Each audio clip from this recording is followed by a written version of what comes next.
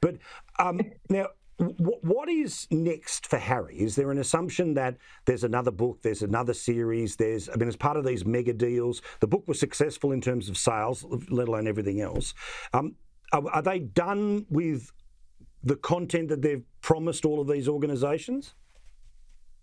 Well, my understanding is that they have lots of plans, but they're all about looking forward now. And what they want to do is focus on what they actually, do very well, and that's the charity work and the philanthropy. And they, in fact, released the Archwell Impact Report overnight that said that the foundation they've launched has raised $13 million.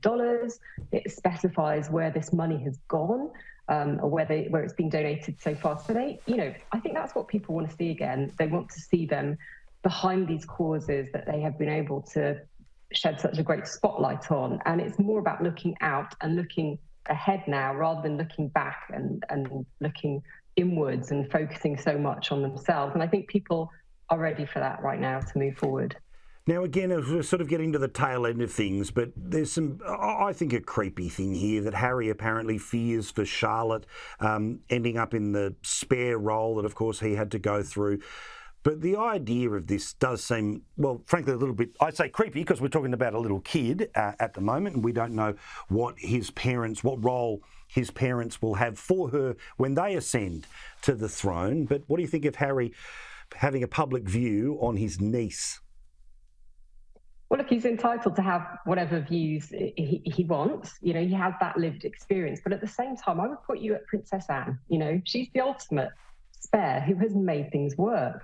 She has the best of both worlds. She carries out her duties impeccably, but she's also able to have more of a private life, I'd say, than other members of the royal family. She doesn't court the media. She doesn't love the media attention, but she gets on with the job, and she's hugely respected. She's currently, according to a recent poll, the most popular member of the royal family in this country. So it doesn't have to be a bad ending for the spare.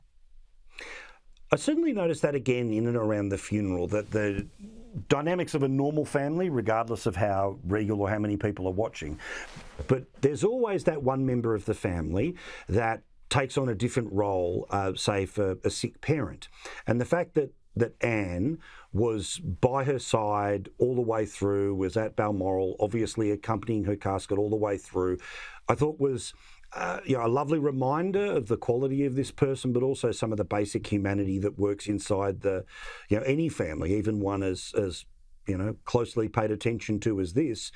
And then, of course, there's brothers who either fight over dog bowls, or in this case, one is the king, one will never be.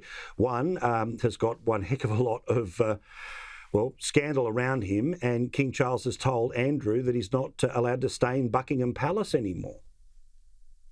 Yeah, look, I think, since he stepped back from royal duties, he's no longer a working member of the royal family. It absolutely makes sense that he no longer has an office there. Why would he need it at this point? And he has this 31-room royal lodge to, expand, to do everything he wants within. And he has that as a grace and favour property. He doesn't need the apartment in Buckingham Palace. And I think it sends out a clear symbolism as well, that this isn't how we operate anymore. These things are over. The king's moving in. He's making changes.